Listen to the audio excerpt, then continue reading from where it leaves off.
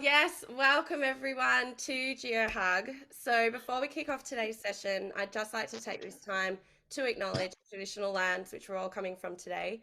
I'm here on the beautiful lands of the Gadigal of the people of the Eora Nation, and I'd like to pay my respects to the elders past, present, and future. So I'm just starting a poll now. If everyone can start working through that and answering all the questions before we get started. And yes, this is a very big moment for us all today, our very first geohug debate with the wonderful Carl Brauhart and Jun Cowan. So Carl is an exploration geologist with over 30 years of experience, which has seen him specialise in exploration and ore deposit geochemistry and geological mapping. He did his PhD on regional hydrothermal alteration at the Panorama VMS district, an example that will feature prominently in both of their presentations. And Jun is a Perth-based structural geological consultant specialising in interpreting mineral deposits at the deposit scale. He's the conceptual founder of Leapfrog software and has examined more than 600 drilling data sets from around the world. We are also joined by the wonderfully talented Bruce Hobbs and Dave Huston to share their views with us at the end of the debate. And so why are we even having an open debate? Well, scientific discourse was presented as debates in societal meetings over a century ago.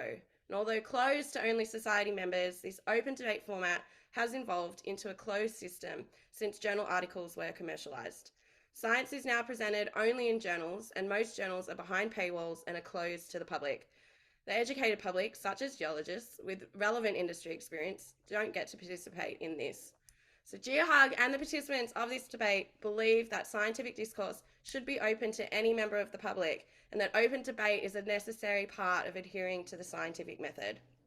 Modern social media tools allow such debates to take place easily, and it is our hope that this inaugural geohug debate will set an example of how science will be conducted in the modern world. And so why are we doing a debate on the origin of VMSs? Well, the major source of metals is syngenetic, and epigenetic mineralizations are polar opposites of each other. So syngenetic is synchronous with sedimentation, volcanism, magmatism, and epigenetic is post-consolidation and synchronous with deformation. So this isn't, the interpreted mineralization model affects directly how companies explore for mineral deposits. So it's not an irrelevant academic issue. And determining the timing of mineralization is critical for exploring all mineral deposits located in fold belts, not just VMSs. So on that note, let's get started. It is going to be an awesome session. I hope you all enjoy it. Please use the chat, use the polls, and I'm so looking forward to seeing how this goes. And so the rules are, which you would have seen, they've both seen each other's opening statements, but they have not seen each other's responses. Secondly, there is no speaking over or interrupting. We want this to be a respectful debate where all views are heard. And please make your views respectful. The purpose of this is not to tear each other down. So thank you so much, Carl and Jun, for joining us. I'm truly impressed with you both for doing this. And who's going first? We've already decided that Jun is heads and Carl is tails. So let's do this. We've got tails. Sorry. All right. I'm going first, right, Carl? I think so. Is that what's happened? Yeah, you have to decide whether you're going first or... Oh, I would like to go second, please. Okay, I'm sharing my screen then. Okay, my argument for the epigenetic origin for the VMS is based on a relative structural age relationship that can be understood by any geologist, even an undergraduate student. This is a falsification test for the syngenetic model of VMS and can be used on any deposit situated in a fold belt. So I'm talking about fold belts in these cases. Now, the epigenetic idea isn't new, so I'll discuss this later on.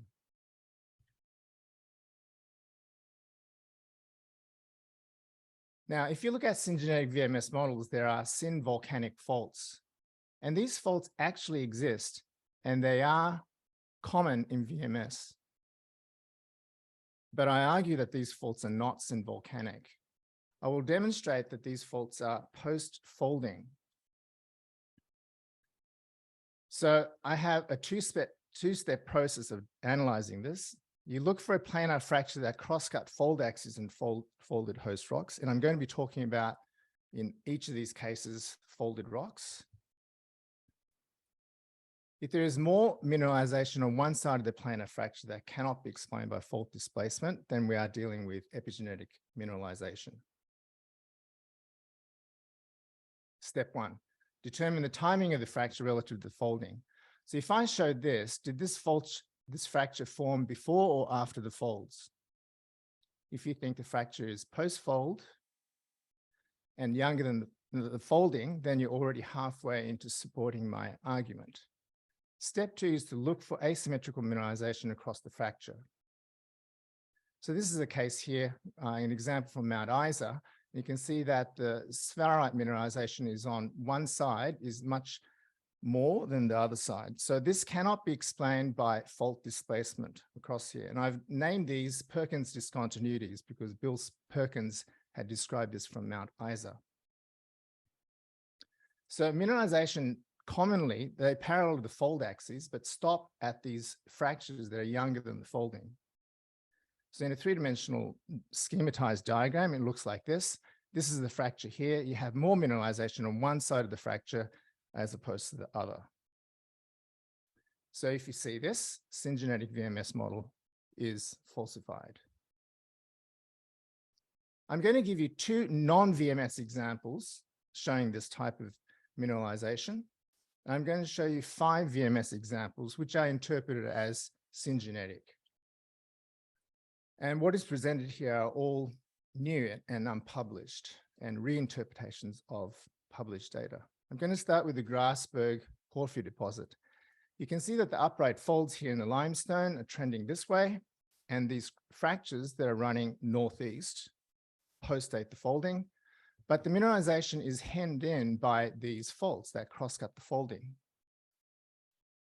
This is the situation we have, and it's verified that this is an epigenetic mineralization system. Ballarat East in the Victorian goldfields, the similar sort of situation where you have turbidites that are folded. This is looking in plan view, and this is the tectonic grain here. You can see the gold continuity is horizontal along the fold hinges, but you can see discontinuities. These discontinuities are called cross-course faults, and they've been digitized by mine geologists, and you can see high-grade patches and low-grade patches, and these represent volumes with differing permeabilities. Again, you have this sort of situation where you have fracture. There's not much displacement across these fractures, and you have contrasting grades. So this is verified as epigenetic. I'm going to now look at VMS deposits. Anonymous VMS from East Kazakhstan. This is number 14 and 15 from East Kazakhstan. If you add that up together, it'll be number 5 here in the USGS ranking of US VMS deposits. This is a long section in the original drawings, and a cross section through this part here looks like this. So we're dealing with a folded system again. These are the grades, okay? So you can clearly see these are divided into 3 different bodies. And in cross section, it looks like that. You can see the folded form. And in plan, it looks like this. The axial trend, the fold axis trend is going like this, but the mineralization is segmented into 3 parts. And the way I interpret this is that there are fractures that segment these volumes. So you have low-grade and high-grade panels. So again, we have this situation, and the syngenetic model is falsified. Hellier VMS from Tasmania. Hellier is located in a fold hinge like this. We are looking at anticlinal plunge in this direction here. I'm going to show you a long section here. And there are transecting faults that cross the fold hinge right at this location. You can see the barite. There's high grade here. Just look at this area here, and I'll show you copper. There's low-grade copper, low-grade lead, low-grade zinc, whereas everywhere else is high-grade over here. Let's get the barium again. And the Easy Street fault crosses this, and this is the boundary between the high-grade and the low-grade zone. If I twist that with the normal of this fault, you can see that there is a what appears to be a separation of the low grade and the high grade. I'm going to rotate this about the normal of that fault, and you can clearly see that these are two different domains, different grades. You cannot just match these together and explain this is caused by fault displacement. You can see this is the model in isotropy of these grades, and you can see it's clearly quite different. High grade and low grade domain. Anticline plunge this way. This is a long section. Again, we are dealing with this sort of situation here. And the syngenetic model is falsified. Bishop VMS is also located in a fold belt. The long section here, view, the long direction is actually parallel to the fold axis, but this is interrupted by very straight boundaries like this. And you can see that there are faults mapped in this area that cross-cut the deposit. Now, I believe this is caused by these fractures that transect the folds. Again, the same situation, syngenetic model is falsified. Neves Corvo VMS in Portugal. This is number 6 on the USGS ranking of VMS deposits. And this is located down here on the southeast end of a series of anticlines. You can notice that there are fractures, transecting faults that cross these folds. This is a zoomed up portion of it. This is the fold axis, plunging that way. You can see that the way the mine geologists have wireframed these ore zones, you can see that their boundaries are vertical. They coincide with these north-south faults. I'm going to show you a cross-section through here, and it's looking typically like a fold thrust belt. But the boundaries of these things are against these planar fractures that cross-cut the fold axes. Again, we are dealing with this type of situation, so therefore the syngenetic model is falsified. Rio Tinto VMS in Spain. This is number 2 in the USGS list. If you look at the Eduardo fault, on the right-hand side, you have a lot of mineralization. On the other side, there's very little. And it's clearly post-dating this fold modeled in blue.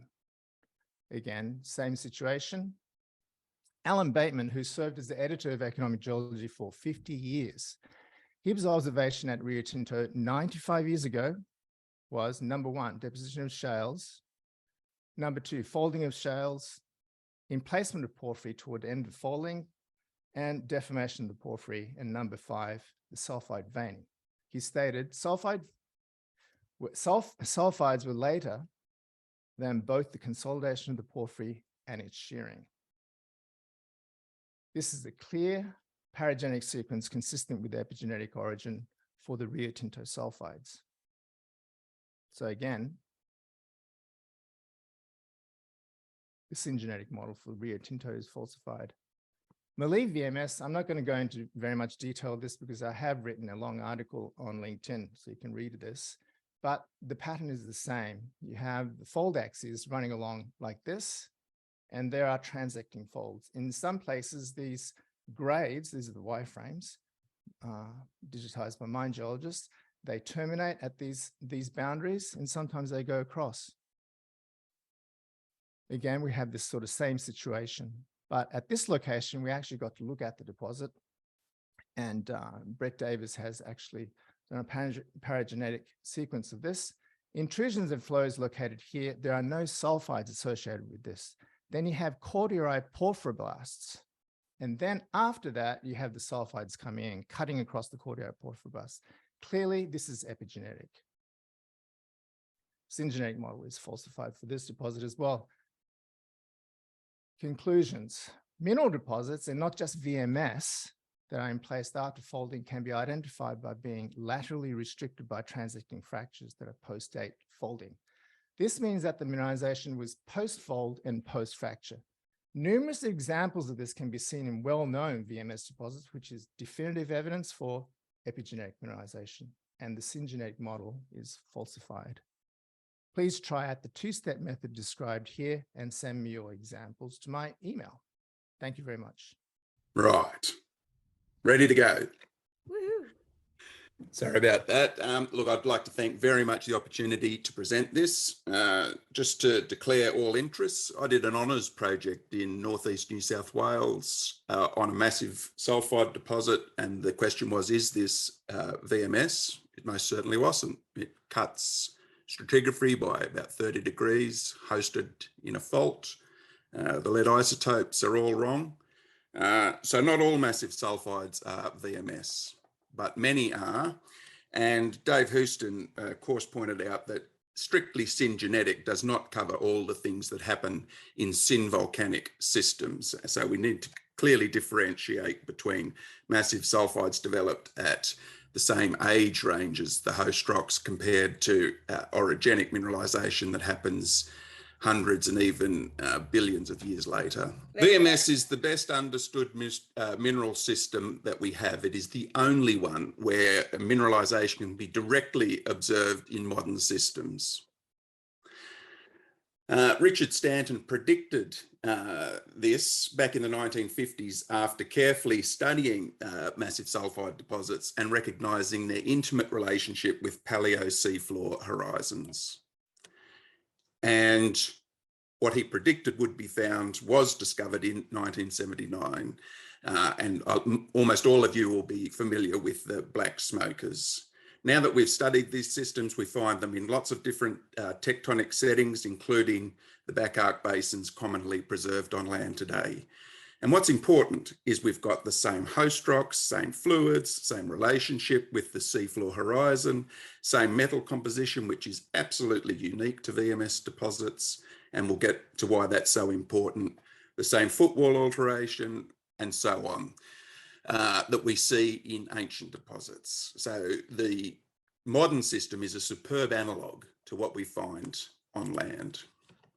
So it's only submarine volcanic rocks, and it's only a particular type of submarine volcanics. Within that strata, it is only on favourable horizons, which mark hiatus in volcanic activity. There's a copper zinc zonation that is never, ever upside down with respect to stratigraphy. There's a strong asymmetric hydrothermal alteration, far larger than you see in an orogenic fault-hosted system, and it's always in the stratigraphic footwall. Synvolcanic structures and centres of intrusive activity are key foci for the massive sulphide development, and the unique hydrothermal fluid is evolved seawater, which you don't see in any other mineral system. Probably what's most unique about it is it's magnesium rich, and we'll get to that. And this isn't just postulated, it's been confirmed in the laboratory by reacting basalt and other volcanic rocks with seawater and seeing what happens. And that's also true of the oxygen isotope studies we'll get to later. Importantly, the orogenic model cannot account for a single one of these aspects, let alone all of them. So the present is the key to the past. If VMS deposits are orogenic, why the unique association with submarine volcanic rocks, and more specifically, breaks in volcanic activity? Why not in other rocks affected by deformation? So that favourable horizon that I'm talking about, the hiatus in volcanic activity, is the most successfully applied element of the VMS exploration model. Why would the orogenic system continue to focus on this incredibly narrow stratigraphic range? But here we see it at Matagami Lake, and we see all the big deposits are on the key tuffite. There are other, the system gets firing again, but the main action is on the main favourable horizon. The panorama district that I studied in the Pilbara, there is only one favourable horizon. All the major deposits and minor prospects are on the marker chert at the interface between a volcanic pile and overlying turbidites. The metal zonation is critical. It's not just copper, which is the higher temper assemblage, to zinc, which is the lower temperature assemblage. There's a long list of trace and pathfinder elements. In fact, it's by far the longest list of any of the ore deposit types. And this is why we go from lead zinc to arsenic, antimony, thallium, mercury, and that's a temperature gradient of several hundred degrees. In a subterranean system, those metals will be spread out over at least several hundred meters, but more commonly over kilometers, and that's the temperature gradient.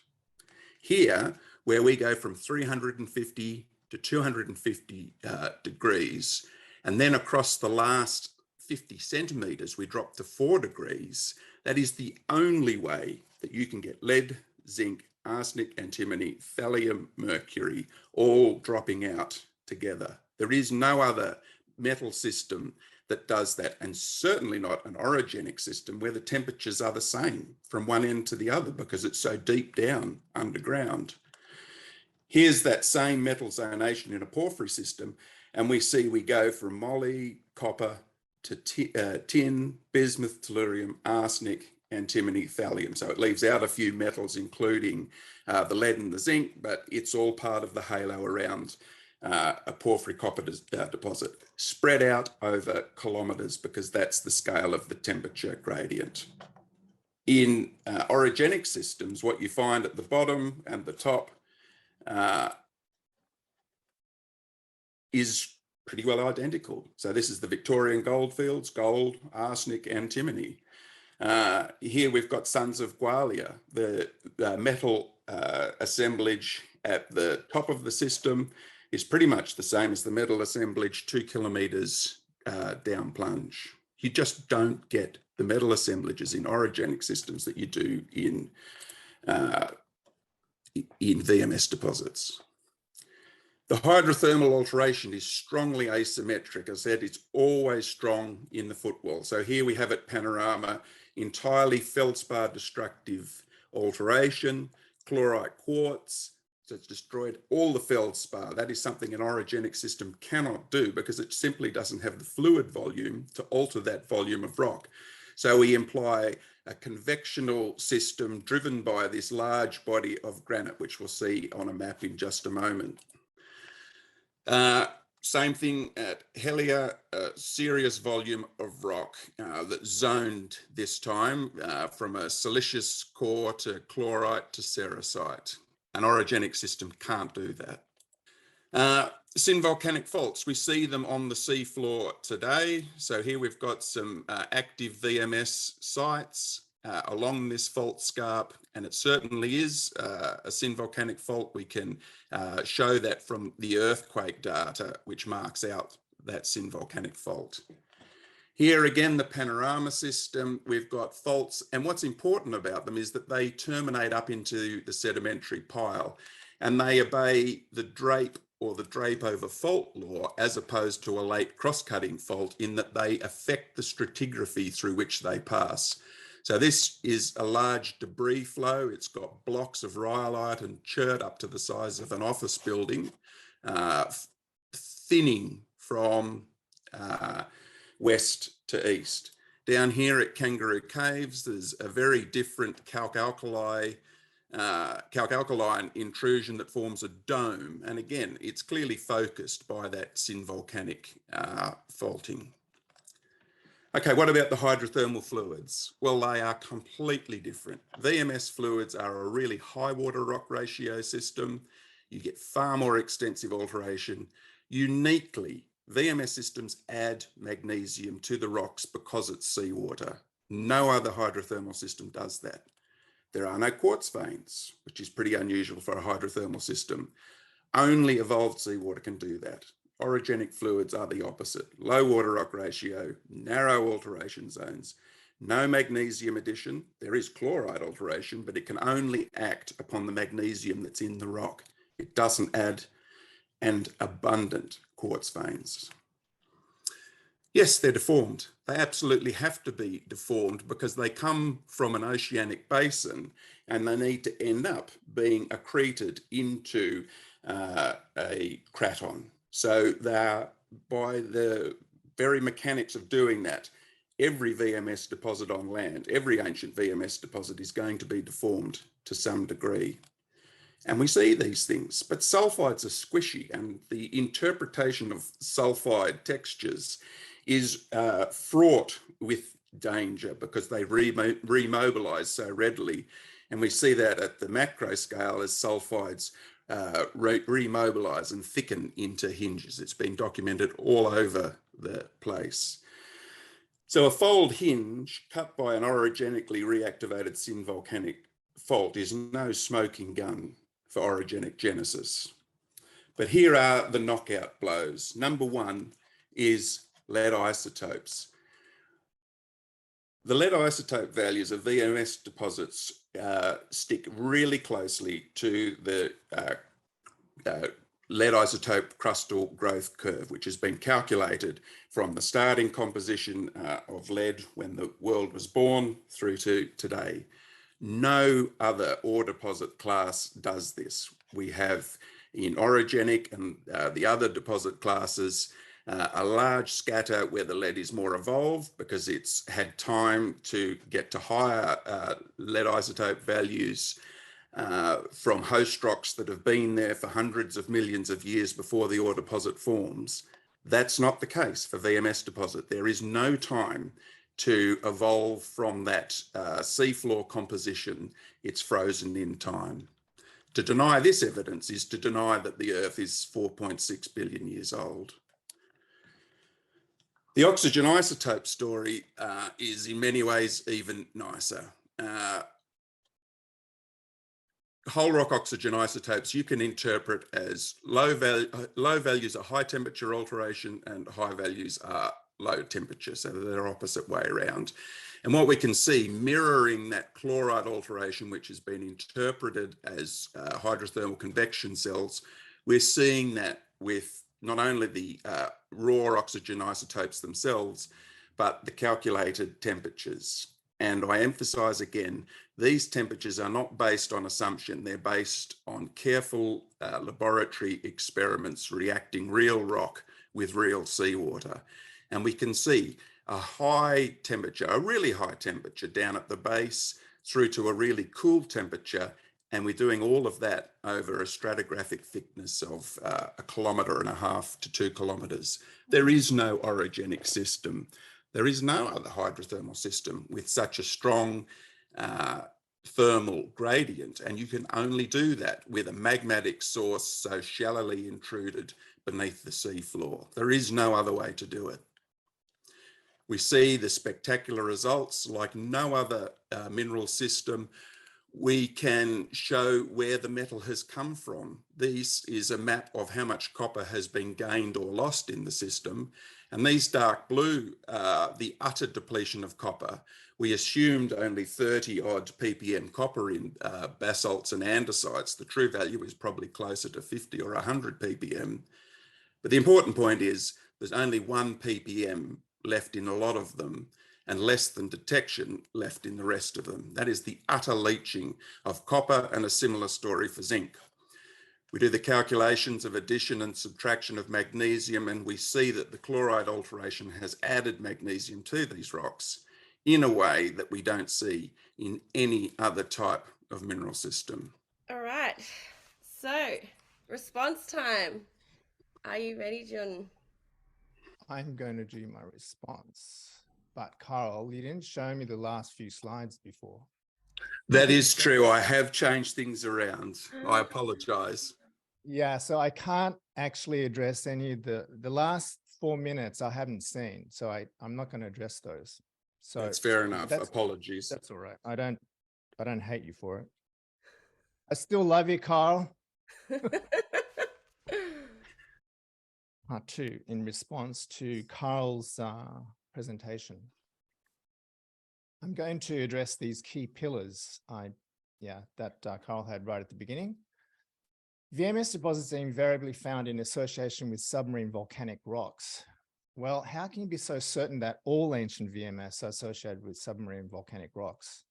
If you look at the USGS list of deformed VMS deposits, 870 of them, more than half of them were actually discovered before 1960. So many of these deposits were mined out long ago. So how would we know that they're associated with submarine volcanic rocks?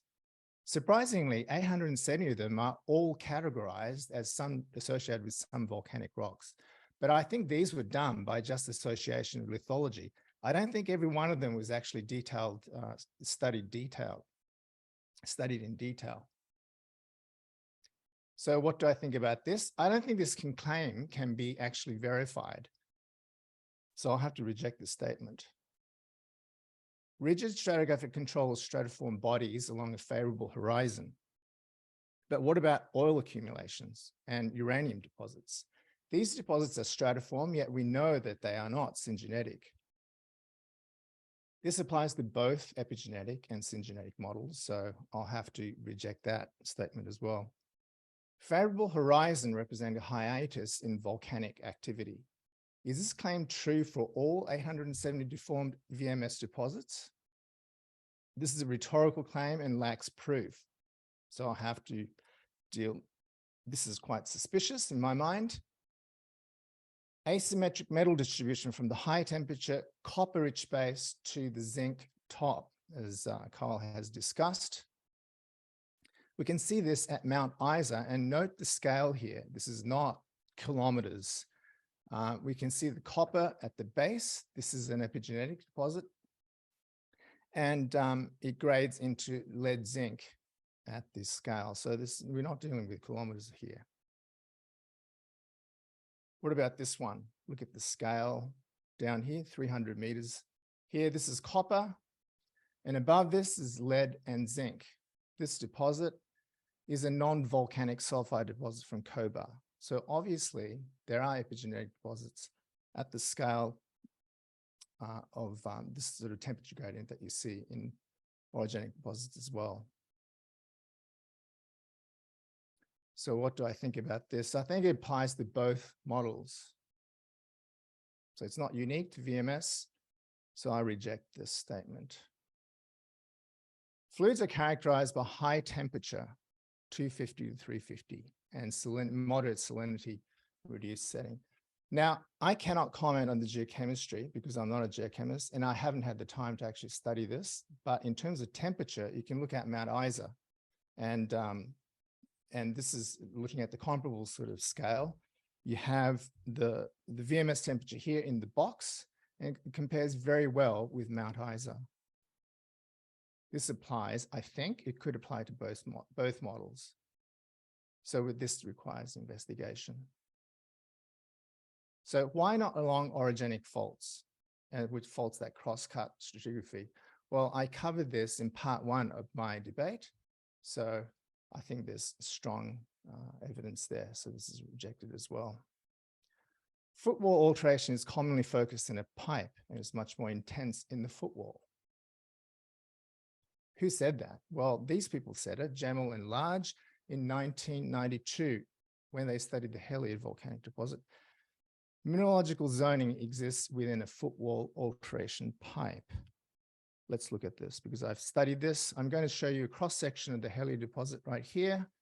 And looking down plunge, it looks like this. So this is the Jack fault. And Jack fault is actually parallel to the axial plane area of this fold, 90-degree bend. This is how Jamel and Large sketched it in that area. You can clearly see the correspondence in the geometry here, but they didn't actually sort of show the limbs. This is how they interpret it. Yes, it's like a pipe-like geometry, they suggest, the cross-section here. This is the drawing that Carl used. But is it? I'm just going to show you a movie of the metal distribution here. This is, you can see that the grade here is parallel to the fold hinge and is plunging. It's right in the fold hinge of that fold.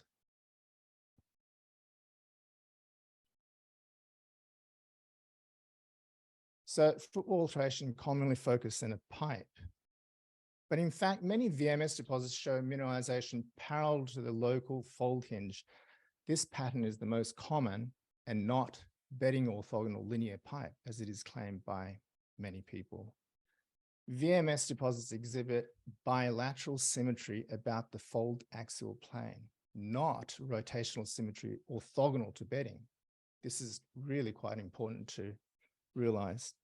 People say that sulfides are actually remobilized into the hinge regions. Or is that true? Well, it is possible to rotate the bedding orthogonal lineation to become subparallel to bedding, but this would take extreme shearing strain, and most deposits shown in this talk exhibit very low strain, Helia being one such deposit.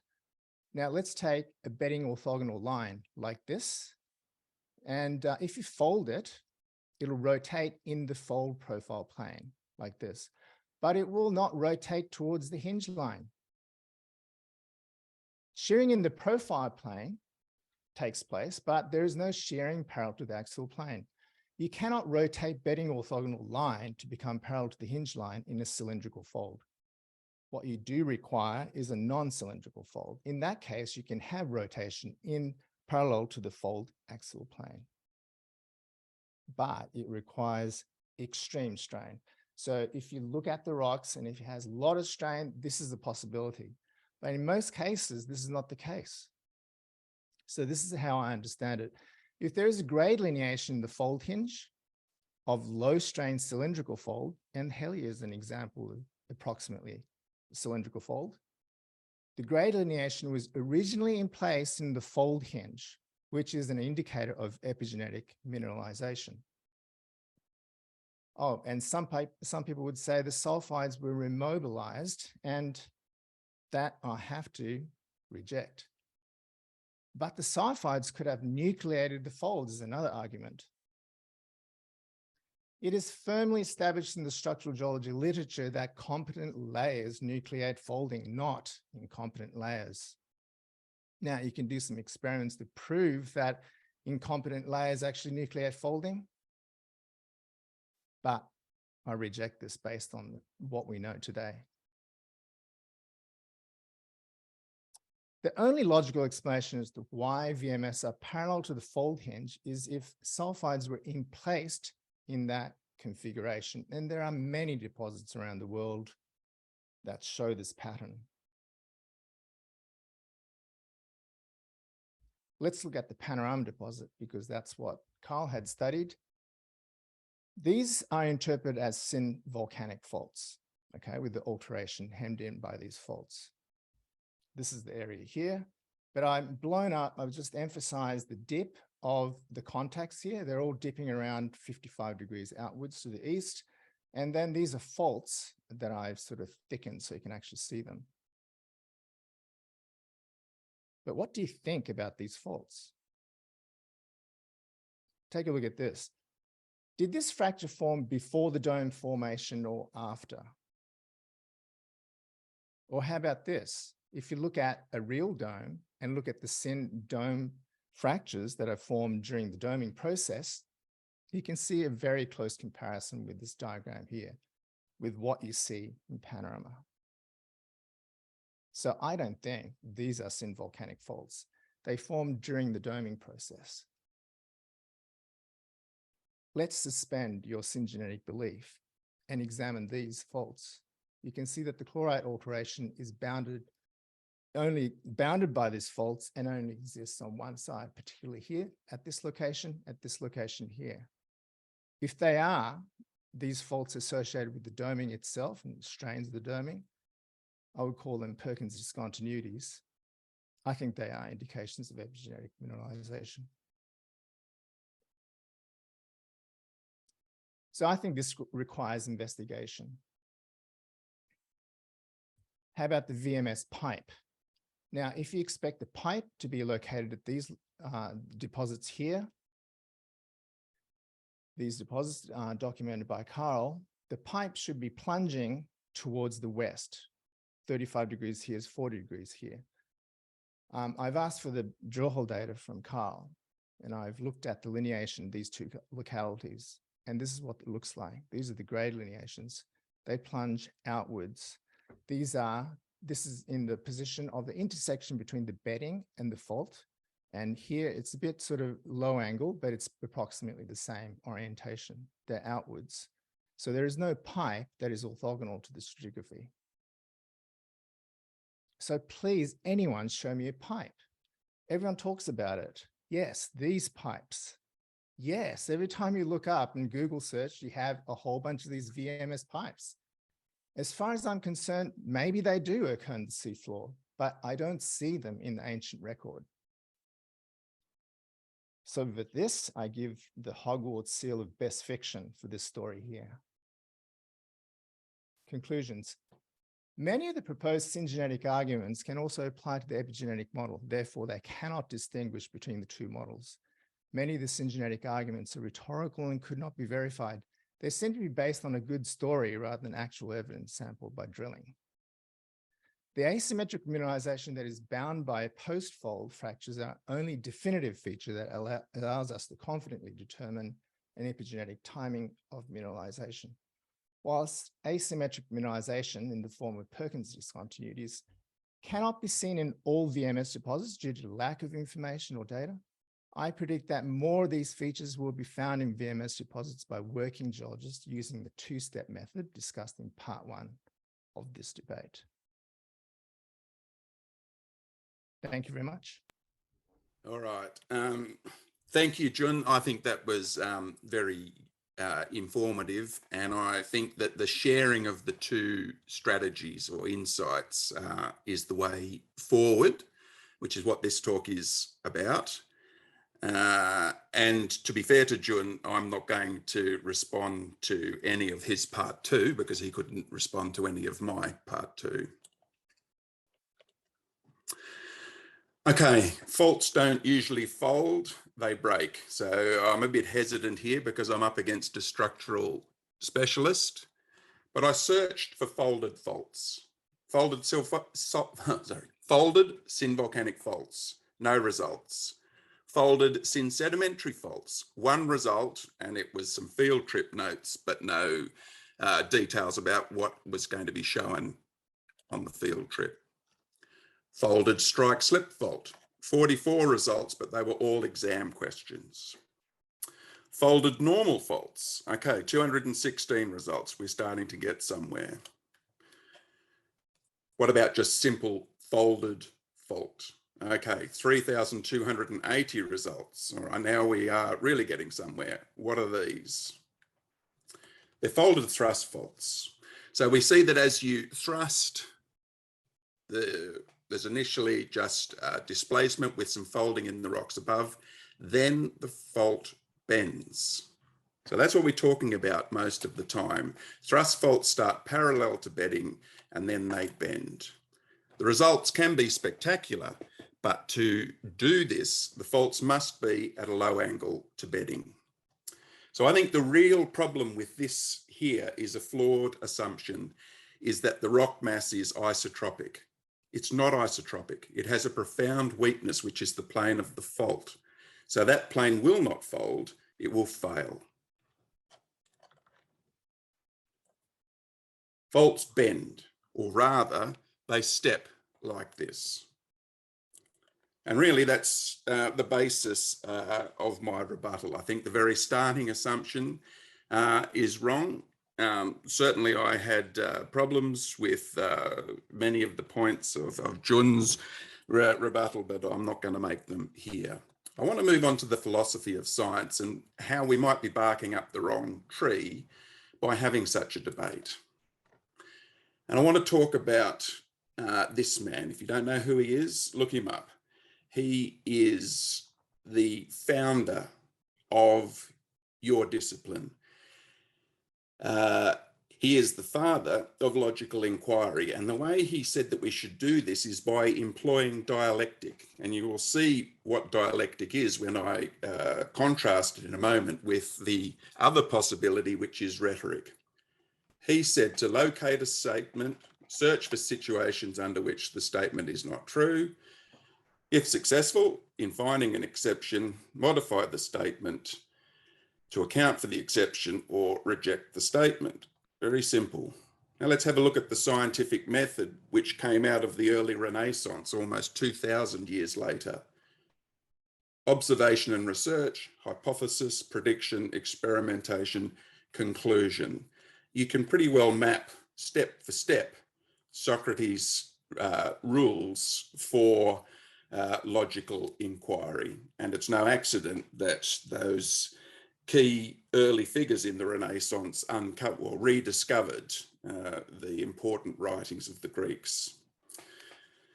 So really, Socrates is the father of logical inquiry. It's meant to be conducted under a dialectic platform, not in rhetorical arguments. We are urged to cooperate in search of the truth, not to fight and defend our position. To do that is rhetoric. We all know it because it's just about all almost any of us do. We took wars and took them off the battlefield and put them in parliaments. That was very helpful, but it is an adversarial environment to the court, to the core. In a legal courtroom, exactly the same. The lawyer doesn't care about the truth. The lawyer cares about persuading you of his truth. So we have not been taught anything different, and it takes a rare person to abandon their desire to be right and follow this dialectic discipline. So I would say that science proceeds despite the scientists shown here who practice it. So how do you have a dialectic discussion? Well, Socrates said, again, in 5 steps, you need to have a pure love of knowing the truth. And he says that he is such a one. You must be willing to be refuted. And he says he enjoys just as much being refuted as he is to refute. My absolute favourite is to listen precisely and with interest. And Socrates says, yes, I am a lover of your wisdom, my friend, and I am careful with it so that nothing you say will be lost. How do we measure up to that benchmark when we're engaging scientifically or non-scientifically with someone else? Ask questions. So you aren't just hammering away at your opponent, shoving your data and perspective down his throat. You need to be asking questions. And critically, when you ask those questions, you follow the answerer. Ask questions from what the answerer is saying, not your refutation of his argument. And together, using this, you can find out what the truth is far more quickly than fighting about it. So, my conclusion, we need to be careful whether we're conducting science or religion. They're 2 modes of inquiry. At its best, science starts with the data and goes up to the truth. Religion starts with the truth, your assumption, your pet theory, and then proceeds on through the data, rejecting what it doesn't like, emphasizing what it does. Now, before you all jump on Jun and say that this heretical structural idea for VMS deposits is just a religion, not science, I would say that almost all science is in large part just like this. We really have forgotten how to do this. So what is the opposite of truth? It is untruth or a lie. Now, very importantly, truth is primary and untruth is secondary. You can have the truth quite independently of the untruth, but without the truth, an untruth evaporates. It depends on the truth entirely for its very existence. So if we go to geology, Jun didn't refer to a smoking gun, but in our conversations about the VMS argument, he talked of structural geology being the smoking gun that trumped the other arguments to support the synvolcanic syngenetic model. So I ask, what is primary in geology, if there could possibly be such a thing?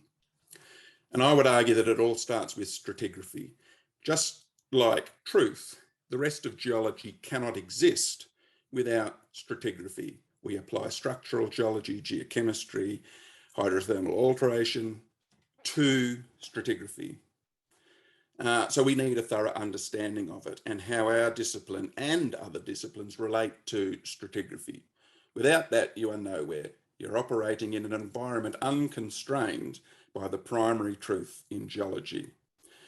So to reject various other parts and talk of one discipline being a smoking gun, it would be to reject most of the evidence in a court of law or make it inadmissible. There would be a mistrial. Any rational inquiry, most of all, must honour all of the available evidence. So structural geology is pivotal to understanding mineral systems, but it is one of several sub-disciplines to ore deposit geology. It has no special status. So returning to those diagrams that Jun showed us, I think there was a lot more that could be on there, but the glaring omission to me on most of them was stratigraphic constraints. So I think every practitioner in geology has to make a really strong effort, not just a cursory look at all the other disciplines that involved, and you must honour all the data. So if Jun is to prove that VMS deposits are orogenic, it will be necessary to honour all of the data and not just in passing. Every bit must be accounted for, explained by an orogenic model. And I say only then will this idea graduate from religion to science. Thanks very much. Well, yes, this has been very interesting. I am going to launch another poll now, and in the meantime, I'd love to hear what Bruce and Dave think of everything that's been discussed. Was there a preference with who kicks off? So I'm David Huston. I'm from Geoscience Australia, and I was actually one of Carl's co-PhD supervisors, and I did a lot of work with him. So that's my background. I have worked a lot in VHMS deposits for my career, and I'll lean on a little bit on that to make I've got 7 comments what I want to make. First of all, I'm going to agree with Jun that not all stratiform deposits are syngenetic or syn-sedimentary or syn-volcanic. There are a lot of deposits which are stratiform but are formed much later than the host stratigraphy. And Jun is very correct about that. And so, but there are arguments, and some of them will re-emphasize what Carl's already said, but there are a few other things that I want to list up. First of all, when you look at a volcanic pile or a volcanic region, you actually look at the stratigraphy and the rock relationships, and are extremely complex. Okay, you go from one rock type to another rock type very quickly across faults, and also there's going to be a lot of variation in the permeability of those units. And so you might have a very permeable unit against a very impermeable unit, and the fluids are going to go through the permeable unit. And so you got to consider that. And I think that some of the things that Jun was saying are just reflecting that local complexity. The second thing is, in VHMS districts, much of the mineralization is actually epigenetic, as in it's in the stringer zone. Or one of the things which has been discovered from the recent work on the seafloor is that many of the deposits are actually forming underneath the seafloor. They're actually not exhaling on top of the seafloor. So in many aspects, VHMS systems are partly epigenetic, although they're not syntectonic, which is different. And Carl stressed that. And we need to consider this not as epigenetic, because you can have epigenetic deposits form very early in a volcanic pile. It's whether it's related to later structural environments. Just to stress that point is that there are epigenetic parts of VHMS systems. The third thing, and I think Carl has talked about this, is remobilization is actually quite common in deformed deposits. Fourth thing is that I think the oxygen isotope data, which Carl presented, is actually quite definitive. If you look around the VHMS data for oxygen isotopes and to a lesser extent hydrogen isotopes, they all indicate, well, 90% of them indicate that seawater was the dominant hydrothermal fluid or evolved seawater. And that's inconsistent with what you see for orogenic gold deposits, where the fluids that form orogenic gold deposits are magmatic or they actually overlap with magmatic or metamorphic fluids. And those are quite distinct in terms of their isotopic composition to seawater and VHMS fluids. So they're actually quite different. The next point I want to refer to is geochronology.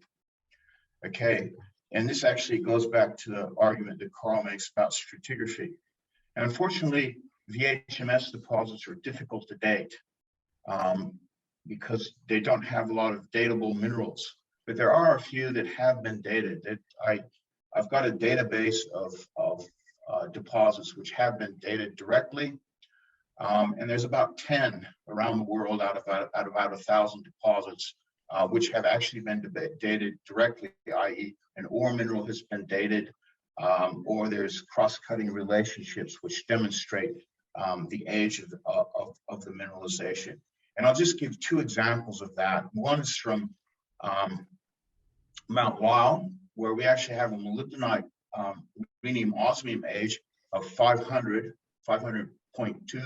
plus or minus about 2.7, and the host stratigraphy is actually 500 million years. So in other words, the age of the molybdenite, i.e. the age of mineralization, overlaps specifically with the age of the stratigraphy. So that means that that deposit, which is synvolcanic. Another example, which I did my PhD on, Balcuma, which is in North Queensland, you have a volcanic in the footwall, which has been dated by zircon uranium lead at about 480 million years, plus or minus 3 or 4 million years. So you have an age, it has to be older than that. It has to be younger than that age of the volcanic because it sits stratigraphically above it. But there's also an intrusion which cuts across the mineralization, which also has an age of 480 plus or minus a few million years. So in other words, that mineralization has to be at 480 million years based on cross-cutting relationships. And it has to be synvolcanic. So that's the other thing that we need to think about. June talked about the Neves Corvo deposit in Portugal. Well, that actually has been dated by rhenium osmium. It has an age of about 350 million years, which is the exact same age as the stratigraphy. So that thing is the age of the mineralization is synvolcanic. The other thing, it relates to geochronology, but it's an indirect indication, is lead isotopes. Now we have a lot of information of lead isotopes from the Yilgarn Craton and also Western Tasmania. So if you go to the deposits in the Yilgarn and also Western Tasmania, they are always consistently have less radiogenic lead than the orogenic gold deposits or the granite-related deposits in Western Tasmania. So that means these deposits are actually older because they're less radiogenic than the orogenic gold deposits. And so although it's not a direct indicator, the relative characteristics suggest that these things have to be older than the orogenic or the granite-related deposits. And so it's most simply to interpret those as synvolcanic.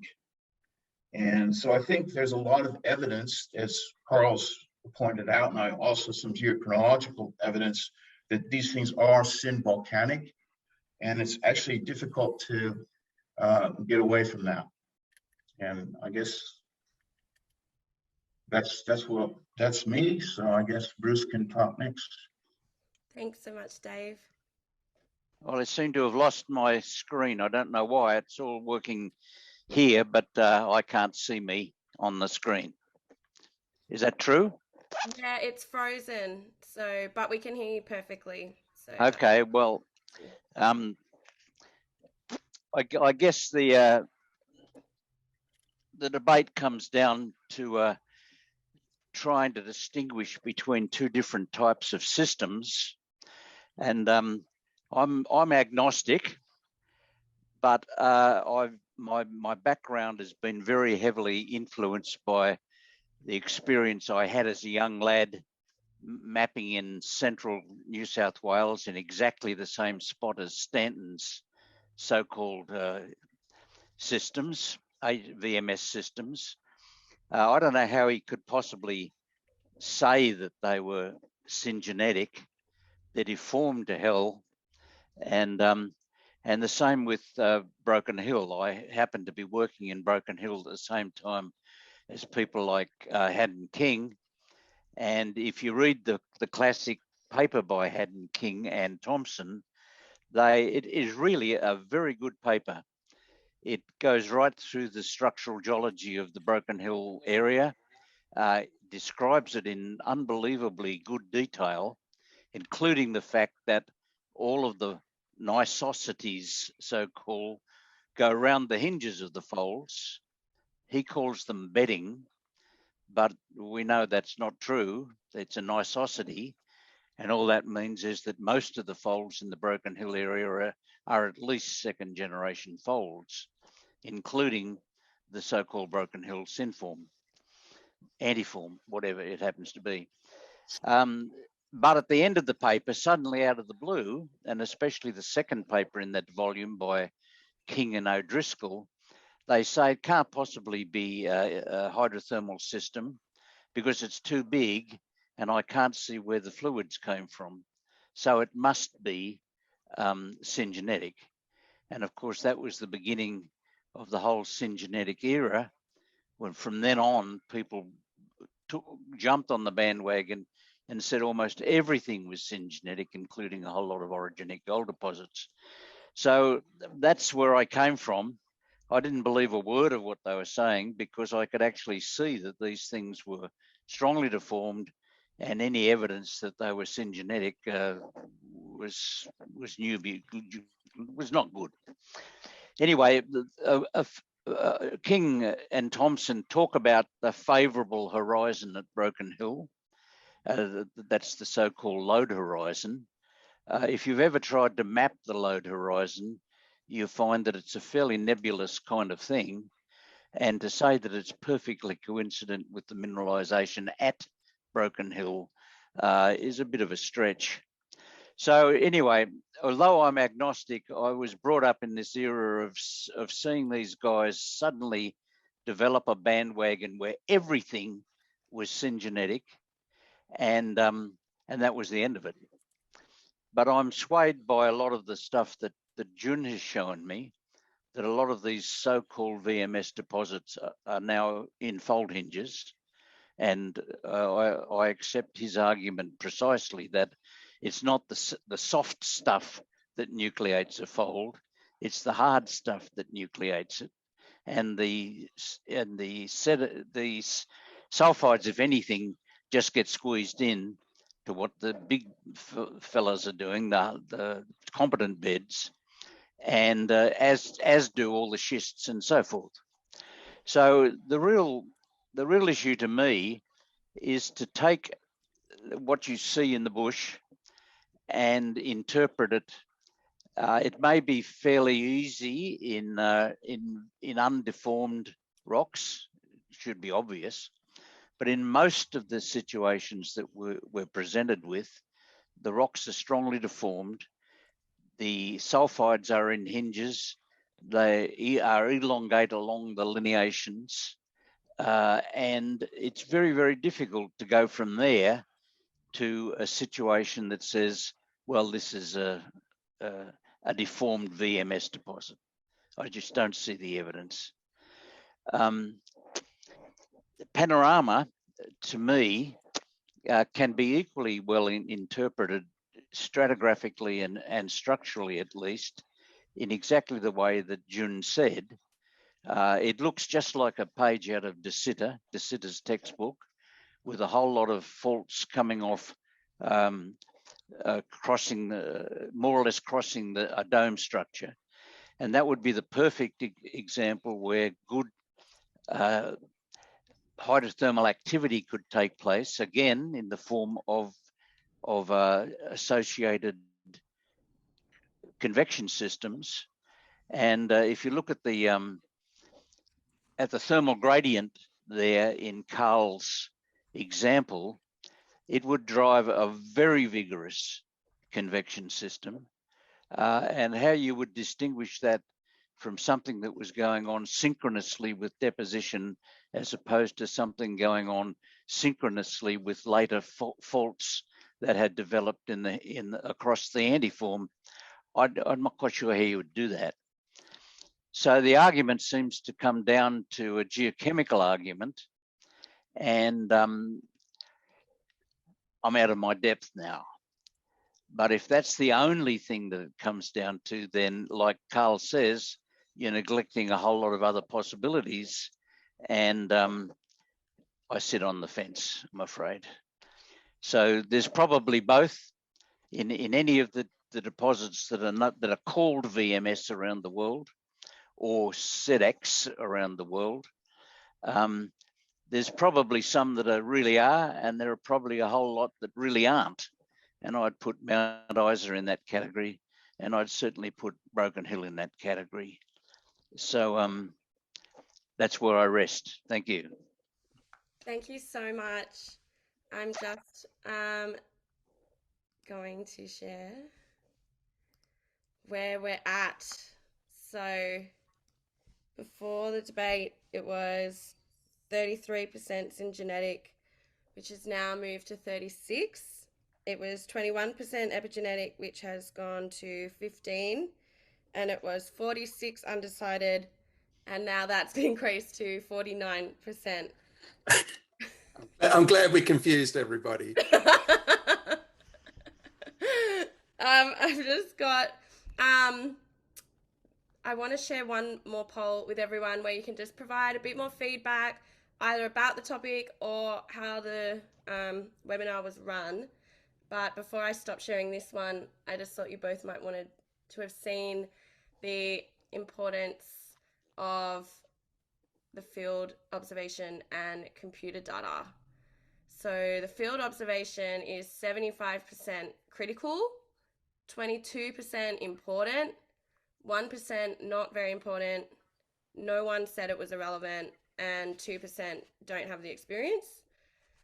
And then with the computer data, it was 29% critical, 61% important, 5% not very important, 1% irrelevant, and 4% don't have any experience.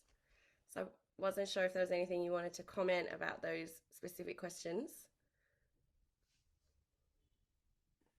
Yeah, I would. I use iogas extensively, so I don't know if that qualifies as computational geoscience, but the role of the computing, I think, is bordering on critical in some cases. I answered as important, or I would have if we had the poll open to the panel. What I wanted to comment back to Jun, that some of the things which you think might be left open to question really have been really well documented in the field. And it's not just the deposit, it's the larger area around it. And in every well-studied camp that turns out to be VMS, and I fully accept Bruce's observation, not all massive sulfides called VMS are. I studied one as an honours student. But in the camps where they are VMS deposits, those submarine volcanics have been absolutely nailed down, as have the favourable horizons. It's been detailed mapping, thousands of kilometres of diamond drill core, that, you know, some of those aspects which you say are open to question, I don't think they are. The field geology required has absolutely been done.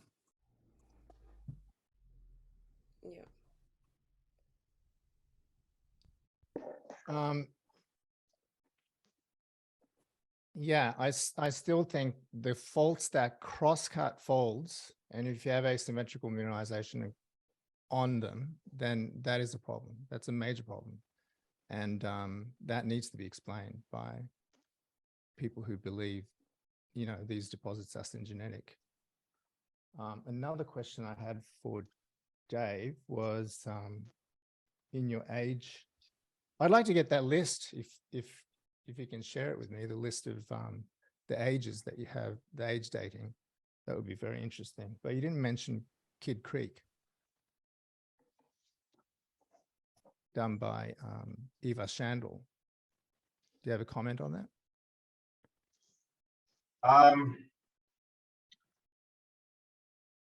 I remember the Shandel paper.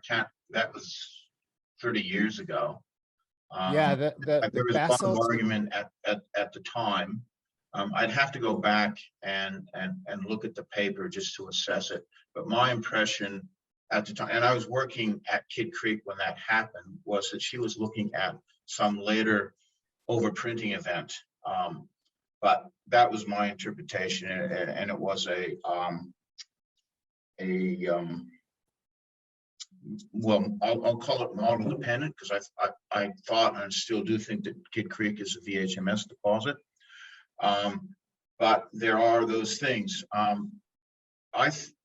What I really want to stress is that we actually do need to get more geochronology on these deposits. As I say, there's only about 10 or so, a very small handful of deposits which have actually been robustly dated. Yeah. And there's somewhere under 1,000 deposits, depending on the compilation you use, of deposits. So that's what, 1%, I think, of these deposits have been robustly dated. Now, the inference for the age that people usually use is the same age as the stratigraphy, which I agree is probably not the case in all cases. And so what we need to do is start to look for those minerals that can actually be dated, and use some, you know, rhenium osmium of pyrite, rhenium osmium of arsenopyrite, a number of those sorts of things. And that's really what I would like to stress, is to actually get the robust data out. Yeah, at Kidd Creek, there was a time difference of about 60 million years. Yeah. The host basalt was at 2720 or something like that. Yeah. So I can give it. 60 million years younger. I can give another really curious example from Sulphur Springs with the lead isotopes. The lead isotopes match beautifully on that curve, except there's about 3 with a much younger model age. Now, I know that a lead isotope model age is not definitive dating, but the point is you can't have one date from those 2 quite different lead isotope results. So those 3 samples somehow, and I have absolutely no clue how you could do it, got led into that Sulphur Springs deposit hundreds of millions of years later.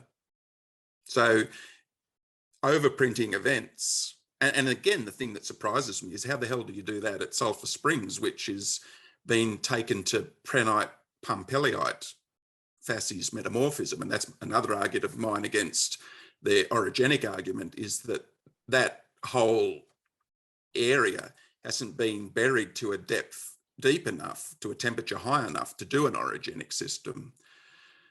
Under those conditions, how do you remobilize some lead that gets into the middle of the massive sulfide? I've no idea. Oh, up on that point, Carl. I can't remember the name of the prospect, but the granite-hosted zinc tin lead, Wheel of Fortune for that are very similar to the lead isotopes from both Sulphur Springs and Kangaroo Cave. Oh, yeah, that lead matched. That lead matched. Yes, which suggests that those 2 periods of mineralizations are at the same time. And if you accept that Wheel of Fortune is syngranite, i.e. it's a related system, which I think most people would, it means that the mineralization at Sulphur Springs is also syngranite. And if you look at the age of the granite, they're all within error, and very tight error, of the age of the stratigraphy. So that means, again, the geochronology tells you that the VHMS deposits at Sulphur Springs are synvolcanic, syngranite, and it's a fairly robust argument.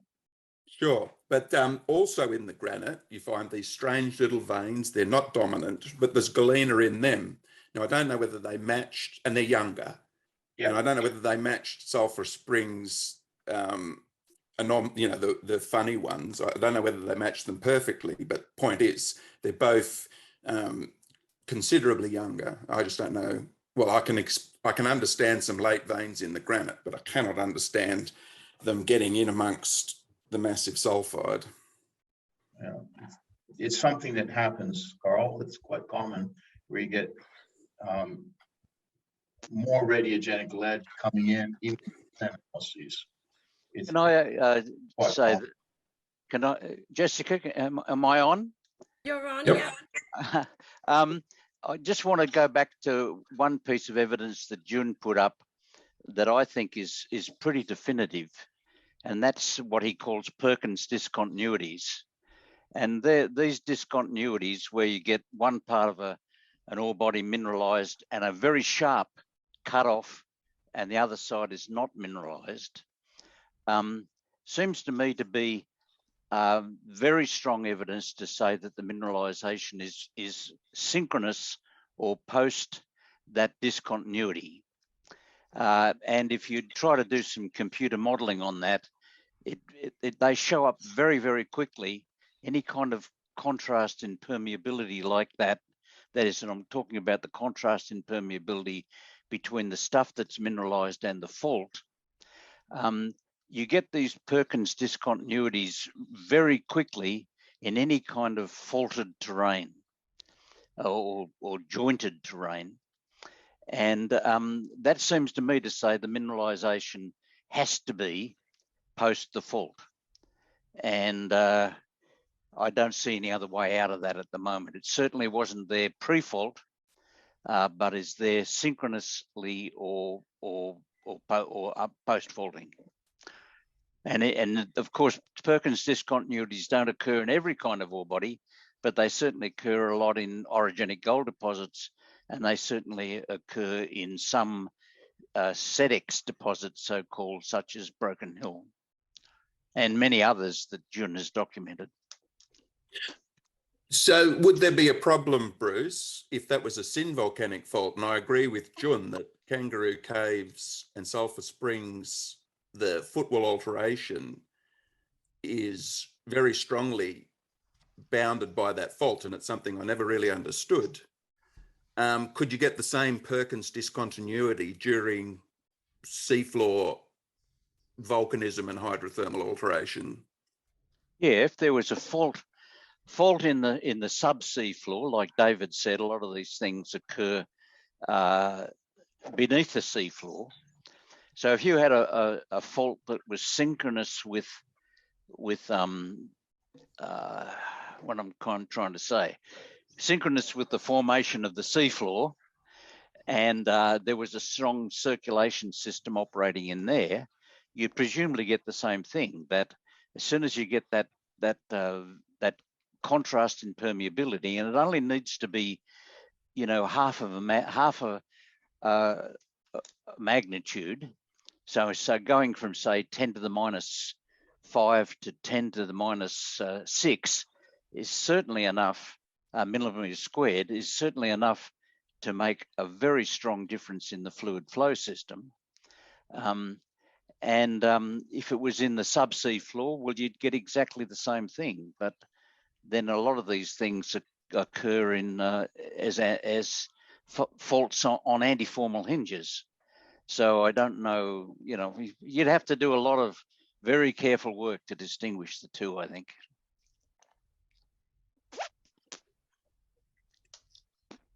Yeah, I'd just like to add a comment to that. One of the things I left out in my argument is that if you look at the, say, for example, the panorama deposit, the stratigraphy has a certain curvature because it's been domed, okay? But if you look at the faults have a lower curvature than the actual dome. Now, all geological surfaces such as bedding, faults, cleavage, and so forth have a curvature of 0 when they start out. And with deformation, they increase. Now, in the case of panorama, the faults themselves have a lower curvature than the stratigraphy. And that's a mystery to me. Because if you de-strain the dome, then you start to curve the faults, which is just going backwards.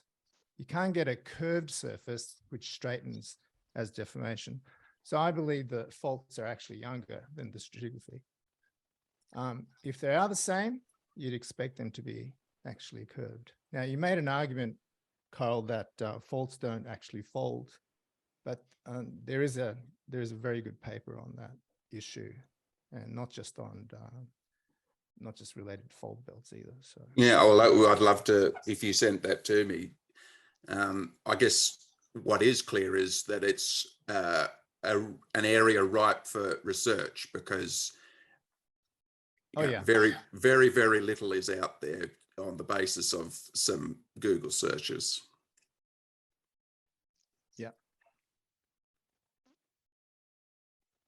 But I mean, I do agree. My case is that with Perkins discontinuities, that is the definitive evidence. If you find those things in a VMS deposit and those faults or those fractures are post-dating the folds, then the mineralization has to be after the fracture formation. And I think is that necessarily true though? Can you say that without addressing any of the other evidence that it's something else? Yes, I can illustrate in a, okay. So if you're actually at a busy airport, Carl, and you look in a distance, you can see your wife, 200 meters away. Would you need to actually sort of get her DNA sample to sort of recognize her? You don't need to, right? You don't need to do detailed work. You can just look at her and you'll be able to identify that. Now, yeah, but I feel the same. I feel the same way. So I know you feel the same way about geochemical evidence, but I think you need to explain these Perkins discontinuities, if they do exist in deposits.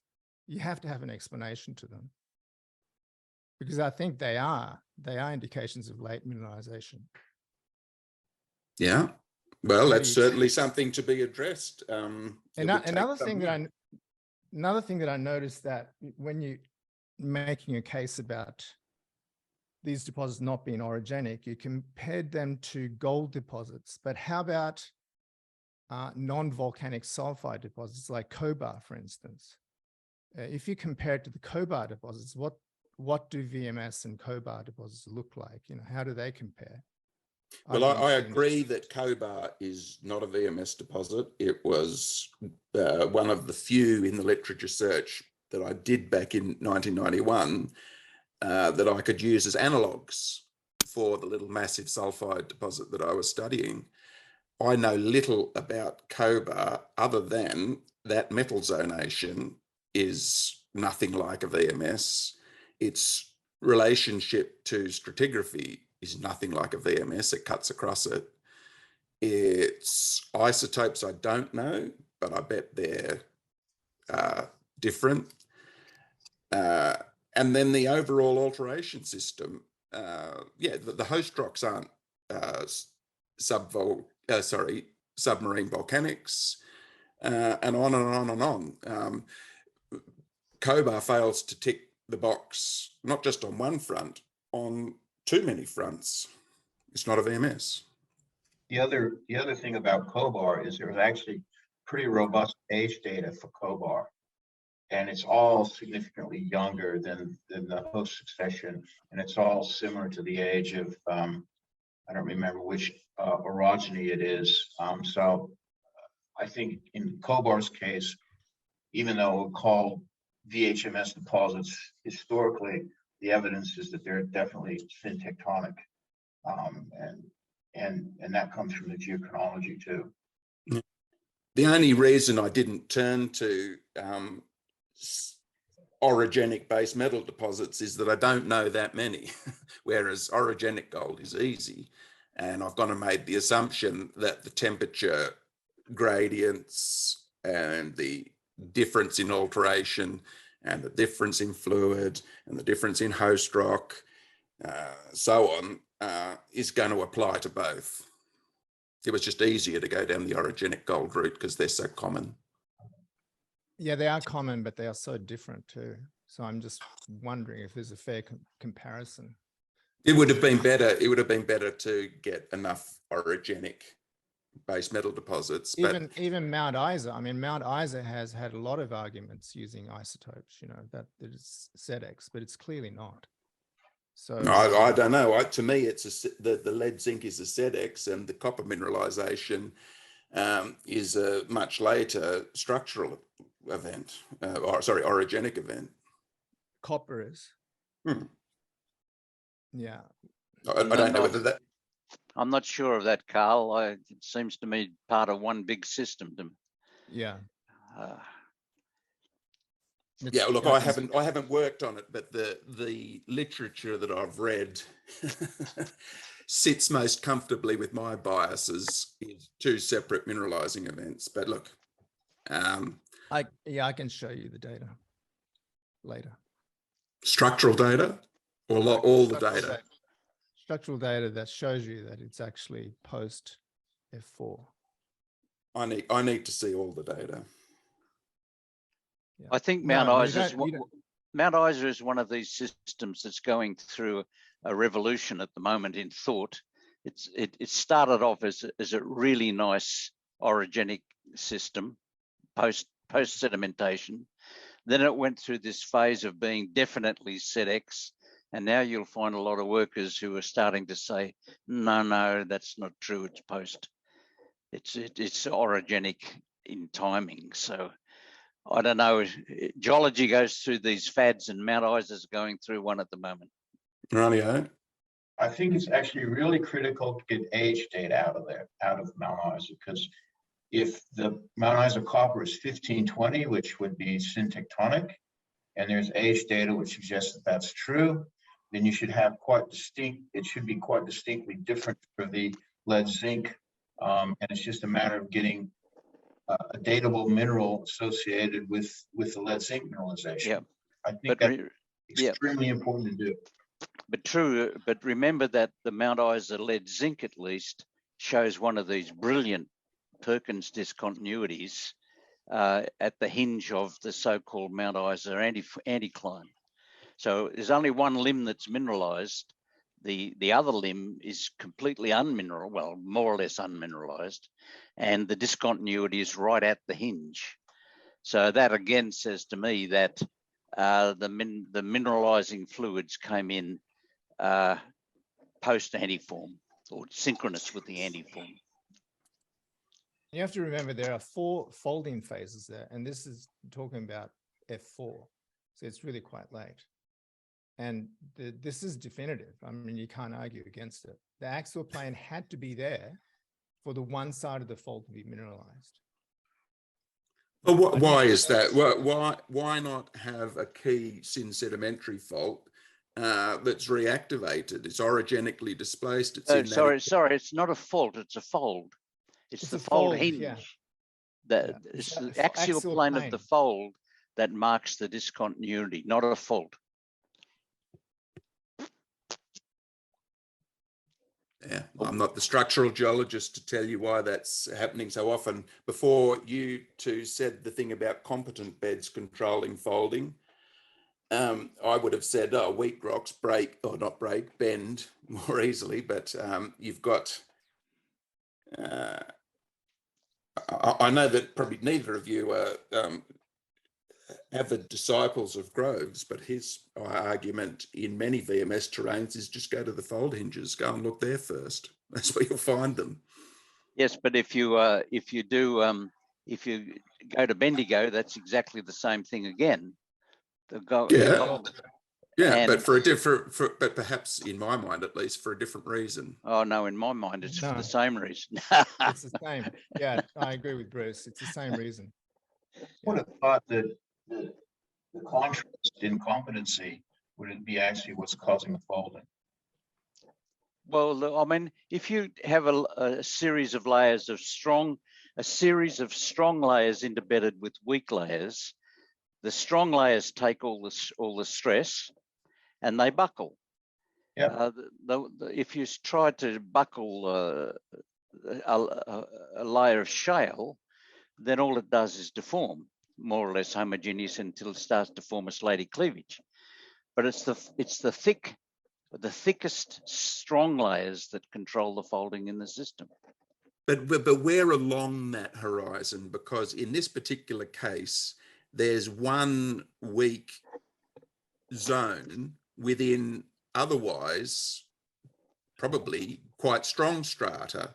So the competent beds that then go on to control the folding, how do they decide along their length where to propagate the hinge? Well, they decide by the interaction with the weak stuff. Exactly. Yeah, and then there's a weak, but there's not weak stuff everywhere like a shale. There's a very discrete weak spot of massive sulfide and strongly altered footwall rock. Well, all I know is that if you try to model that, the whole layer folds, and often it doesn't take any notice of where the weak, incompetent material is. But have you modelled that exact scenario, or just shales? No, if I put a weak spot in, Yeah, and so it really depends on the contrast between the two. Well, it's all beyond my ken, and that's why I think the style of scientific interaction that I want to see is the way forward. And Jun and I said before this debate that we would try and write a paper where we truly do that dialectic interaction and see where we end up. And I don't think where we end up matters at all. I think what matters is documenting the process and see what comes of that process, because it's just not done in science. We're rhetoricians. I agree with you. And as Feynman said, it's very difficult to disprove a vague proposition. And in a lot of geology, the proposition is very vague to start with. And so we argue round and round and round about something based on our experience, rather than a proposition that is almost impossible to discuss anyway, because it's so vague. Yeah, well, of all the mineral deposit models, I would say that the VMS is the least vague and has the most watertight constraints. The fluid flow paths are the shortest. You can show, as at Panorama, where the copper and the other metals came from. There is no orogenic system, not one, where you've got the faintest idea where that fluid flow path has been or where it goes. Where the metals came from, not a clue, no direct evidence. So to me, the VMS system is not vague at all. And that's because what I just said, short, very well-defined fluid flow paths. Yes, but Carl, it then comes down to the interpretation of what you actually see in the field. You've got this model and you... But that's documented in the modern system. No other mineral deposit model has that. And you do honestly have to go through the data and see what a perfect match there is between what's surmised in ancient deposits and documented with 100% certainty on the seafloor. No other mineral deposit model can do that. And it's quite impressive how the predictions that were made in the 1960s and early 1970s were actually confirmed in the modern systems. Well, I think that's a really sexy story. And I think that's one of the reasons why people believe it. People are really grabbed by the story itself. You know, when I talk about Perkins discontinuities, is not as sexy. It's too simple in some respects. It's actually a fairly straightforward argument. It's not vague. Anyone can look for it. And I've been doing this always wondered about why mineralizations just stop down the fold plunge. Yeah. And I've been searching for this for quite a few years, the last 20 years. Yeah. And this is the conclusion that I came to, is that there are discontinuities that interrupt folds. And I'm not just talking about VMS, you just see them in gold deposits as well. So they are quite common. And the funny thing is, recently I presented some of these deposits at a conference and I didn't tell people what they were. So there were about 200 people in the audience. And I wanted them to guess what the deposits, the commodities were.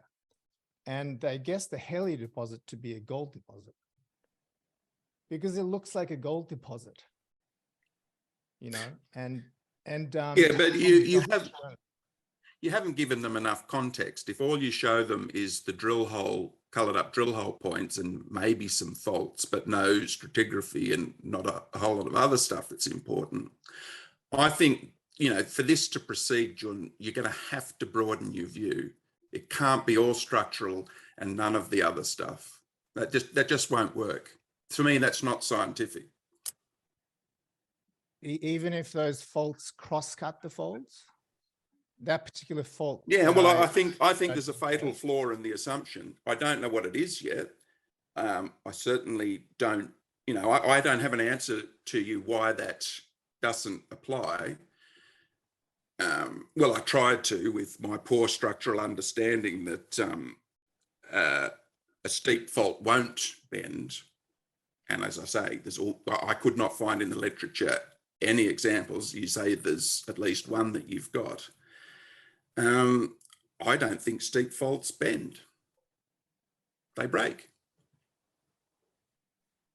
So you're saying these faults are actually volcanic faults? And reactivated. That's, look, as a throwaway explanation, that's the best I can come up with. That's all right. That's what everyone else says. So that's fine. Yeah, I've got to look at the whole problem much more closely, and that's the challenge of our paper. But I don't think you can do it by giving all the other evidence short shrift. It can't just be an inquiry about structural geology and nothing else. That just won't work. Okay. Yeah. No one's going to believe it. I won't. That's fine. I mean, I believe it, but okay. I mean, someone has to believe it initially, you know, so that's fine. Mm. Would you be open to an alternative explanation if someone came up with a really good structural argument? If someone came up with an argument that these faults that have these Perkins discontinuities are syngenetic faults, then I would like to hear an explanation for it. I just cannot see how it could be. How they sorry, well, I can't. Just to interrupt there, that they aren't always faults. At Mount Isa, Yes. they're an axial plane of a fold. Yeah. Well, I 100% do not know the answer, but I 100% would like to find out. Yes, so would I. Yes. I'd like we to agree on that point. Sorry, Dave? I'd like to comment on the fact that now you call these Perkins discontinuities, and it's really a recognition of Bill Perkins' work, and I really think that's really great. Yep. That guy did a lot of good stuff, and I'm glad to see that in this informal way that work is being recognized. Yeah, Yep, I agree. Yep. He did a lot of very, very good work. Yep. Mm-hmm. He's a very nice guy too. So. This has been amazing. I am so grateful to every single one of you for taking all this time. It was really, really good discussions. Everyone was, it was heartwarming. It was so polite and civilized. I loved it. It was amazing. Thank you so much. And thank you everyone for coming along. I'm going to save all the feedback, all the questions, everything in the chat, and hopefully we can all continue the discussions after this session. I might post some of them in LinkedIn and get some more discussions going. But yeah, this has just been unreal. So thank you so much to all of you. This was amazing. And yeah, I'm so grateful that you did it. So thank you.